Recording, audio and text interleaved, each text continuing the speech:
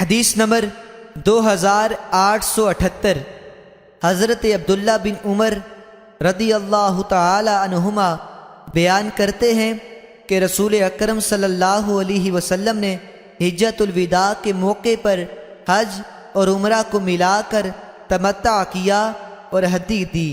آپ ہدی قربانی کے جانور کو ذوالحلیفہ سے ساتھ لے گئے تھے۔ رسول اکرم صلی اللہ علیہ وسلم نے عمرہ کے تلبیہ سے آغاز کیا، پھر حج کا تلبیہ پڑھا، اور صحابہ کرام نے بھی آپ کے ساتھ حج تمتع کیا۔ بعض صحابہ کرام کے پاس ہدی تھی تو ہدی کا جانور ساتھ لے گئے، اور بعض کے پاس ہدی نہیں تھی۔ جب رسول اکرم صلی اللہ علیہ وسلم مدینہ طیبہ تشریف لائے تو لوگوں سے فرمایا، جس کے پاس ہدی ہو وہ حج کی ادائیگی تک ان چیزوں سے حلال نہ ہو جو احرام کی وجہ سے اس پر حرام ہو چکی ہے، اور جس نے ہدی نہیں چلائی وہ بیت اللہ شریف کا طواف اور صفا مروہ کے درمیان سعی کرے اور بال کٹوا کر احرام سے نکل جائے، پھر حج کا احرام باندھے اور قربانی کرے، اور جس کو قربانی کی طاقت نہ ہو وہ حج کے ایام میں 3 روزے رکھے، اور جب گھر واپس آئے تو 7 روزے رکھے۔ نبی اکرم صلی اللہ علیہ وسلم جب مکہ مکرمہ تشریف لائے تو آپ نے طواف کیا اور سب سے پہلے حجر اسود کو بوسہ دیا، پھر 7 پھیروں میں سے 3 چکر دوڑ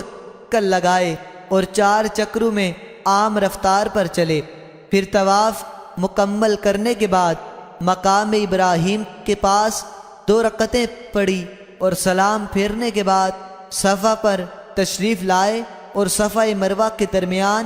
7 چکر لگائے۔ پھر آپ ان چیزوں میں سے کسی سے حلال نہیں ہوئے جو حرام ہوئی تھی، حتیٰ کہ حج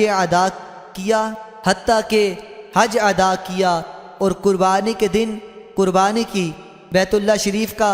فرض طواف کیا، اور پھر وہ تمام چیزیں حلال ہو گئی جو احرام کی وجہ سے حرام ہوئی تھی۔ اور جن لوگوں نے ہدی چلائی تھی انہوں نے بھی رسول اللہ صلی اللہ علیہ وسلم کی طرح عمل کیا۔ حدیث نمبر 2879 حضرت عروہ بن زبیر رضی اللہ تعالی عنہما سے مروی ہے، حضرت عائشہ رضی اللہ تعالی عنہا نے رسول اکرم صلی اللہ علیہ وسلم سے روایت کرتے ہوئے ان کو خبر دی